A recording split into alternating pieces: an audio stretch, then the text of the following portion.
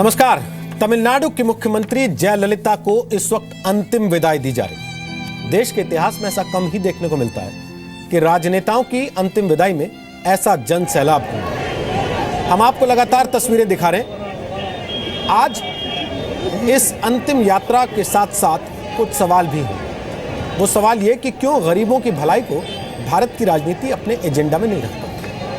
जयललिता की वो राजनीति जिसकी वजह से वो अपने समर्थकों के बीच अम्मा बनी, क्यों उससे हमारे देश के बाकी मुख्यमंत्री सबक नहीं लेते? और क्यों भारत के नेता राजनेता बनने के बदले जन नेता बनने की तरफ आगे बढ़ते नहीं?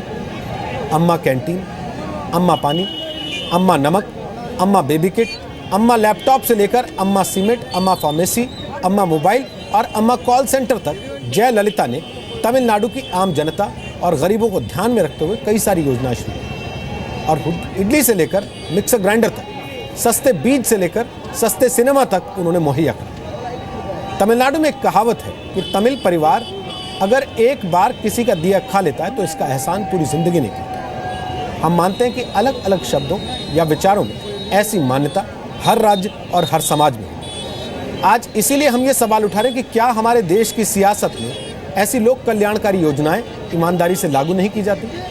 क्या ऐसा इसलिए है क्योंकि ये राजनीति आसानी से आपको ज़रूरतमंदों के बीच अम्मा नहीं बनने देती? और आज एक बड़ा सवाल हम ये भी उठा रहे हैं कि क्या हमारे देश की राजनीति में ऐसा क्यों है कि बड़े कद के नेताओं के सामने उत्तराधिकार की समस्या खड़ी हो जाती है?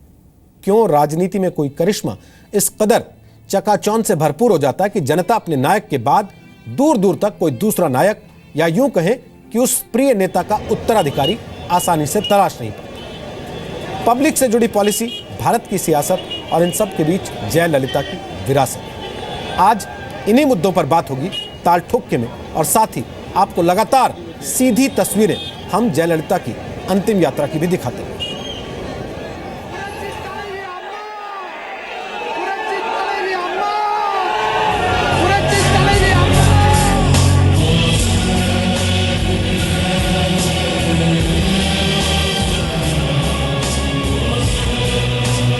बराबर सब आदमी को देखता था, ये कैसा देखता था।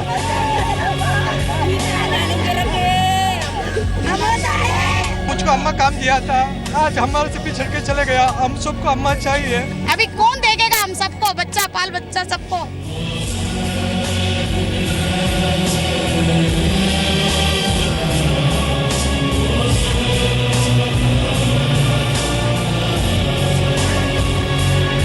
गरीबों के लिए उनकी प्रतिबद्धता बहुत पर्याप्त थी और गरीबों के लिए जो उन्होंने स्कीम चलाया आपने देखा होगा।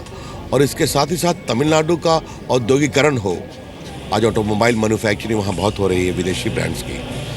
तो विकास की चिंता, एक प्रभावी प्रशासन और एक स्पष्ट सोच, इस रूप में मैं उनको याद करता हूँ। जिस अभिष्ट के लिए हमारे प्रधानमंत्री काम कर रहे हैं कि गरीबों के हृदय में उनका स्थान देशव्यापी बने, कम से कम हम जयललिता के लिए कह सकते हैं कि उस अभिष्ट को उन्होंने अपने जीवन काल में ही उसकी आपूर्ति गरीबों के प्रति काम करते करते पूरी कर दी थी। एक ऐसा गवर्नमेंट उन्होंने वहाँ पर कायम किया जो प्रो पावर और प्रो महिला, ऐसे तो एक बहुत बड़ा अचीवमेंट पॉलिटिक्स में उन्होंने किया है।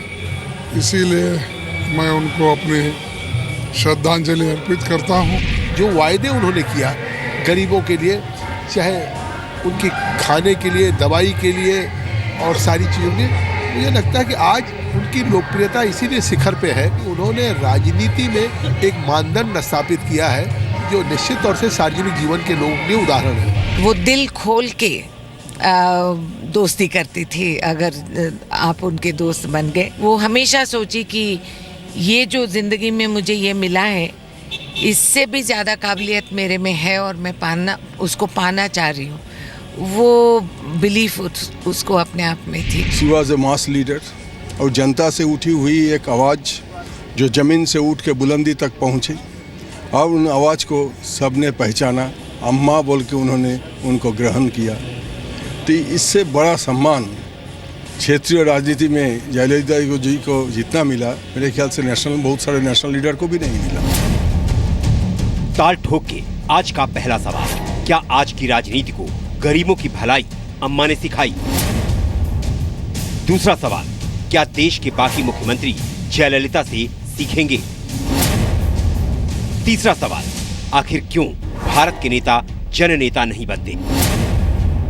चौथा सवाल, गरीबों की भलाई जरूरी है या उत्तराधिकारी? और ताल ठोक के आज का पांचवा सवाल, क्या सियासत में गरीबों की अम्मा बनना आसान नहीं है?